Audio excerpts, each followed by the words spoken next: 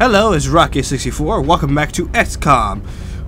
Now, we got our bases. Where we're gonna start with, because in this game, unlike the other Xcom, you could only have one base. You can't have secondary or multiple bases, which is pretty weird, but you get used to it. I wish they kept the multiple bases, but I'll get into the reason why I think certain old aspects of the game weren't brought into the new game.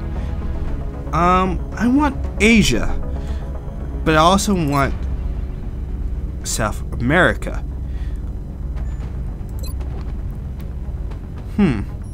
Let's go. We can't go with Asia. Yeah, I know. It kind of sucks, right? You can't go with South America. You can't go with Africa. When we go with North America, and we go with Europe. Europe is the obvious choice. Laboratories and workshops cost 50% less to build and maintain.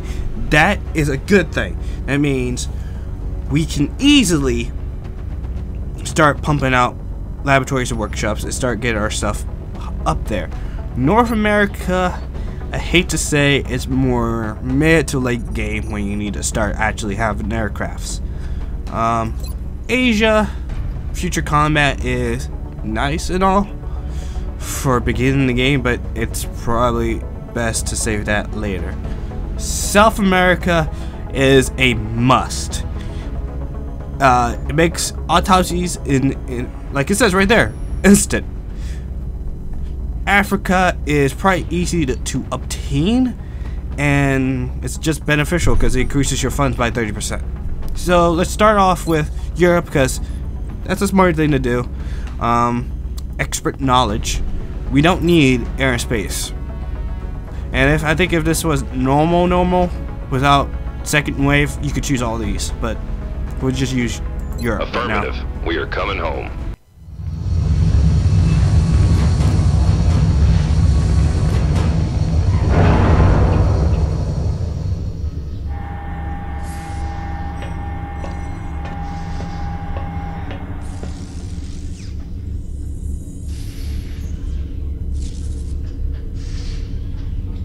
What are they?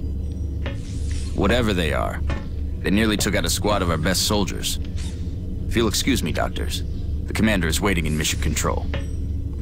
Their technology is far beyond ours. Then I'd say our work is cut out for us, Doctor. Oh yeah. Welcome to XCOM HQ, Commander. I'm Central Officer Bradford. My role in this project is twofold: providing tactical support for our field operations, and keeping you briefed on the current situation. My efforts should allow you to focus on the bigger issues at hand. Speaking of which, we have a soldier waiting for a promotion in the barracks. I'll let you get to it. Alright, and welcome to XCOM base. The base setup in this, I love it. I love Commander to the barracks. But here's the cool part about this. Yeah, there's the barracks. You can zoom in to a point of literally Commander, that degree. The soldier is waiting for you in the armory, which is located there in the barracks. Which I love because it gives that feel of it's real. It feels like it's live. Because you see actual soldiers talking. You actually might even see your own soldiers talking, doing the things, playing pool or at the bar, doing several other things. When you open up more barracks, of course you start seeing that. But let's view our soldier that was in combat. He's upgraded to Squally Rodrigo Hernandez. He's a heavy class, really? Wow, that's pretty amazing. Only one recruit from Delta Squad made it back alive from our last mission, Commander. And I'd say a promotion is in order. Alright. Let's see. Promotion icon next to abilities lets you know they are eligible for promotions. This little sign here that is like a star. It looks like the Air Force logo to me. I like the Air Force ranks, but it's a rank. You just click abilities. As you know, Commander, every soldier is different. This particular soldier has shown an aptitude for heavy weapons. As he gains additional combat experience, we should continue his training along these lines. This soldier will now carry a rocket launcher, in addition to his standard weapon. The aliens won't know what hit him. Yep, they won't. Dr. Valen asked to see you in the research labs, Commander. It sounded important. Commander to the research labs. Commander to the research labs. Since this is the tutorial, we're kind of forced to do all of this. So, tell me, Doctor, what you have. Hello, Commander. My name is Dr. Valen. I oversee the research labs. This is where all of Xcom's research and development takes place. We have already begun analyzing the artifacts recovered from our first encounter with the aliens. Based on our preliminary findings, we believe we can use them to develop some new equipment for our soldiers. With your approval, we will begin research immediately.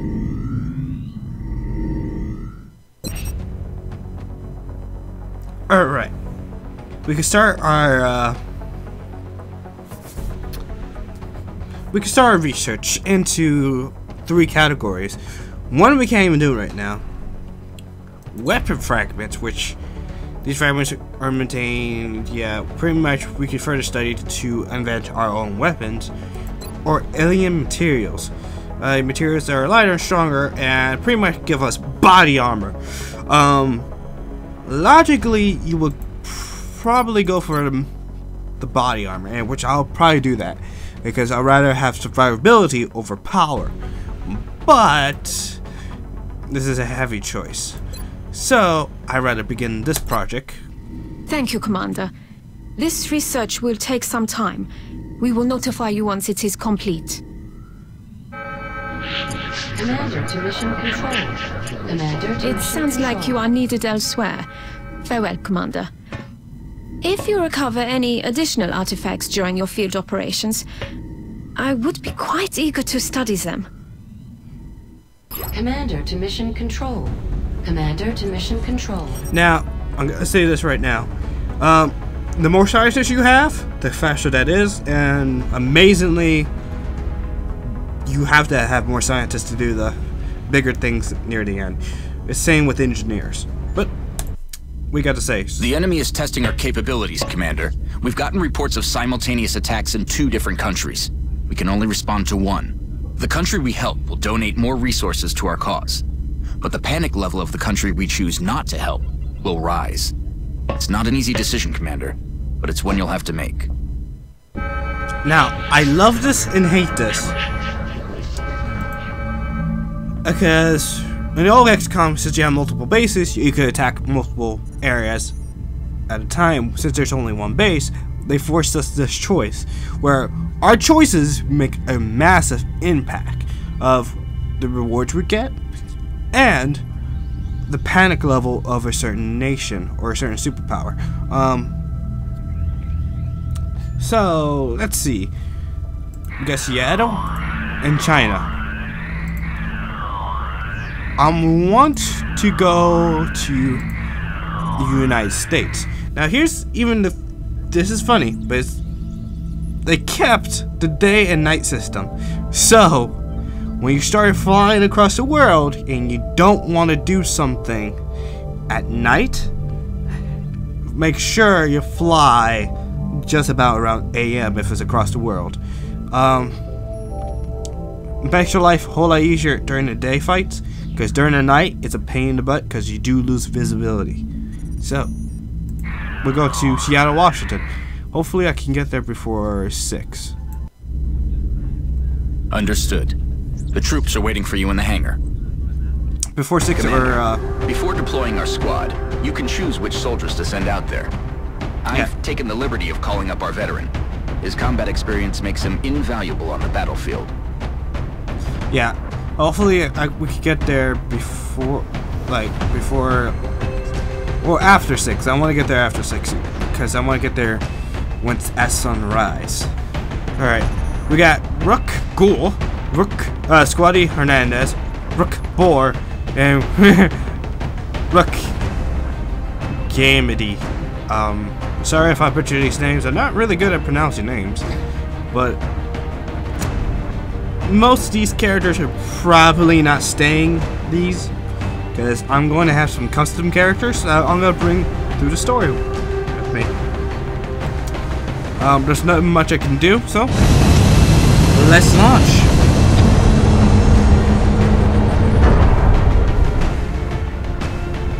And nope, I'm not gonna get there at before 6. Oh. Dropship has arrived. We're doing a night mission, ladies and gentlemen, so keep your eyes open, have your ears open, and watch your 12 and 6 Get and ready 8 to deploy. and 9. Our AO is within the continental United States. We've picked up a local broadcast indicating alien activity within a major metropolitan area. We should get down there and eliminate any hostiles. Yep, that's our mission. We have to locate and eliminate, or in this case, neutralize all hostile targets. There is no humans going to be in our way. There's not going to be any civilians, which is a bit of a sad point here to me. When doing these missions, you don't see any civilians. Most of it is already just full-blown aliens. So, let's do it!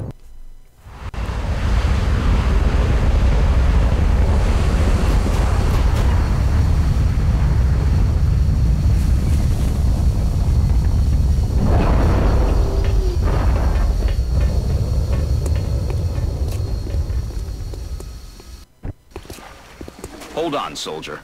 Before you move out, let's see what's inside that building. Your squad mate is closer, so let him check it out. Alright. And we'll just use Shift and Tab, or wrong thing. It's just left shift, dot.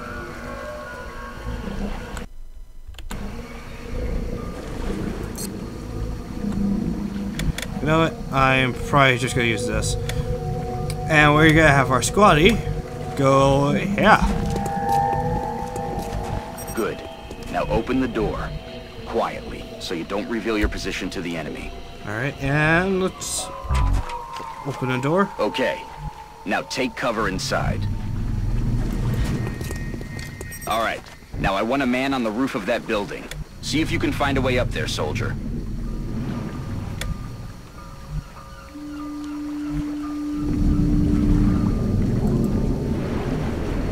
Alright. Change the elevation. Let's get ourselves right there. And look at that. He's climbing the pole when there's a ladder on the right behind the building. Advance toward the enemy and get into cover. Hold your fire until I give the word.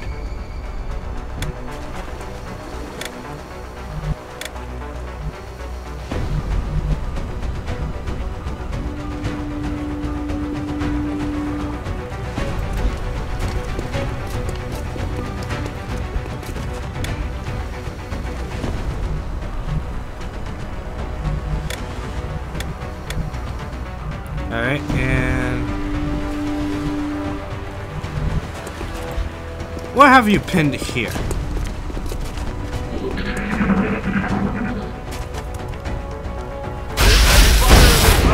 Now, the higher you are, the better you are. Situation wise, because high elevation means that it makes it harder for you to hit. While the higher you are, it makes it easier to hit things down below you. So, but I'm going to not have these guys shoot yet. I'm gonna see, or I have to hit enter. Oh, okay. So this guy's forced to shoot. Let's shoot this guy. 5 damage. Not bad. Let's take him out. I forgot this is forced too.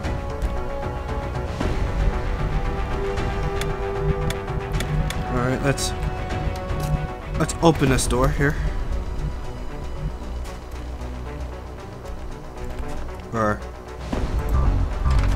thank you. Let's get in a good position.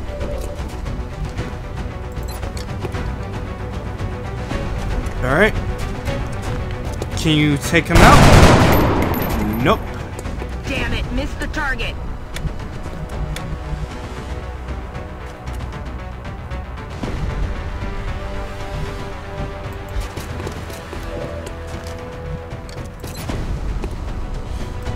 We're gonna do a situation where I call, screw it, we're grenading. Hoorah! Through the window. Great work out there, people. The commander will be assuming command now as you sweep the rest of the area. As always, I'll be offering tactical advice as needed. And remember, your armor can only withstand a couple of shots from their weapons, so keep your eyes open and your heads down. Good luck. Alright, now I'm fully taking over. Oh yeah! So let's do this! Alright, we'll set up a scenario, we'll as you can tell, we get sectoids dead. Sectoid. Let's move up to a good situation to get full cover.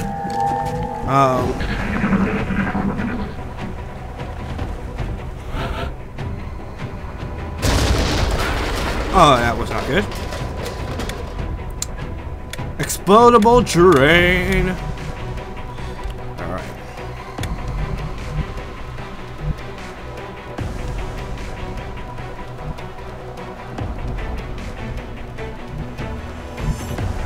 Let's get into full cover over there.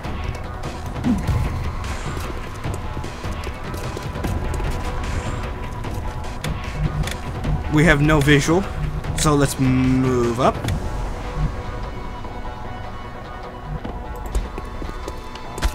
Usually I told you not to make these movements like this because it's extremely freaking dangerous.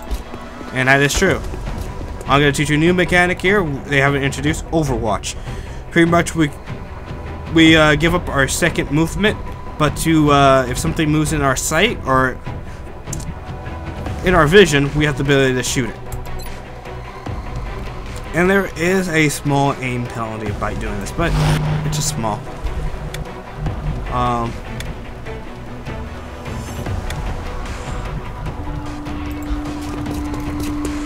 This could be extremely dangerous because there could be an enemy really close by. Now that's gonna probably explode, or not. All right.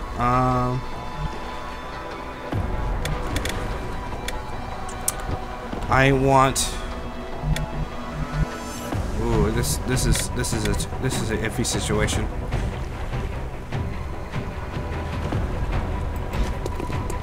Here they come. A cutscene, which I don't like, but gives them the opportunity to move. So we'll have an Overwatch set here.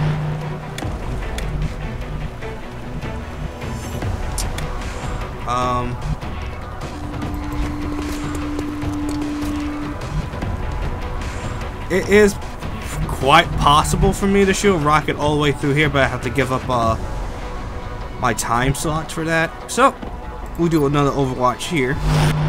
We'll start building up a perimeter while we have people move up, slowly but surely. And as you can tell, we kicked a dead body there. That was kind of funny. Alright, let's move here.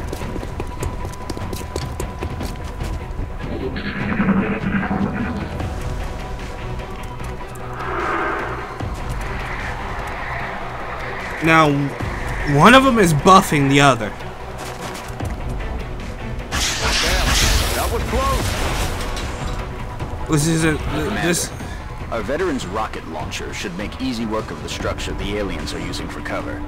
And if we're lucky, it'll take out the aliens along with it. That is, if it hits. If it hits. Thank you for suggesting that. I am actually probably gonna shoot that. But the problem is, our train's kind of blocked here. So, we need to actually hit. That's pretty good. You know what? Let's take the chance.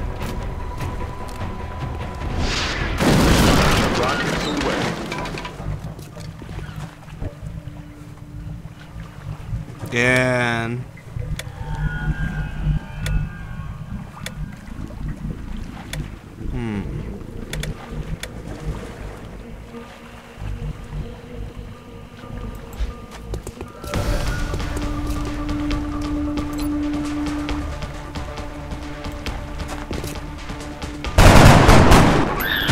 Good shot. Bye-bye. Good work out there, Strike One. If I may, Commander, the labs are on high alert. Teams are standing by for your orders.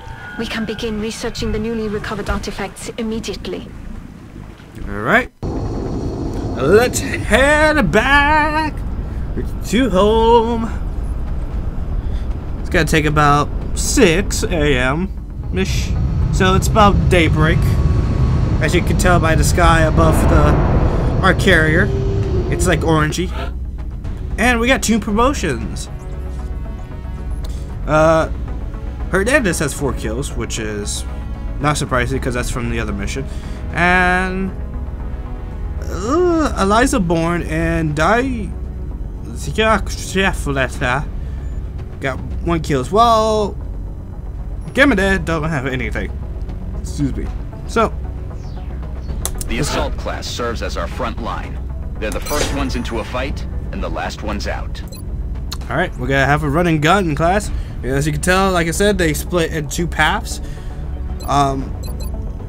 Nothing big there, it just splits in 2 paths. So we'll go back. And Our snipers specialize in dealing massive amounts of damage from afar. But without sufficient training, they're vulnerable in close combat situations. yep, we have a sniper now, which is lovely. But anyhow, let's leave here. We continue on. The recovered artifacts are being unloaded, and the research team is waiting your orders. We'll get started as soon as you give the order, Commander. Alright. Commander, we have an incoming transmission from the Council. What'd you have to say, Council? Hello, Commander. We wish to congratulate you on your most recent victory. We realize you were faced with a difficult decision in responding to the various requests for assistance. Regardless, you performed admirably. As agreed upon, the reward for your actions has been granted. Farewell, Commander. We hope that you are met with continued success. Alright. We got a new facility available. Laboratory! Each laboratory increases research speed by 20%. Adjacent bonus plus 10 to increase research speed for each adjacent laboratory. That is lovely. Actually, we got 4 scientists, and the panic has increased in Asia, while the other location has not, because it was 0 at the beginning. So, The Council knows you made the right decision, Commander. With the resources we have available, there's only so much we can do. However, our chief engineer did come up with something to help you keep an eye on things. The Situation Room provides constant monitoring of every member nation in the Council. If we allow panic levels to get out of control in any given nation, they're going to withdraw from the Council. And they'll take their funding and additional support with them. The Council's overall confidence in the Xcom project is shown on the primary meter above the main screen, which engineering has nicknamed the Doom Tracker. Commander to mission control. Commander to mission control.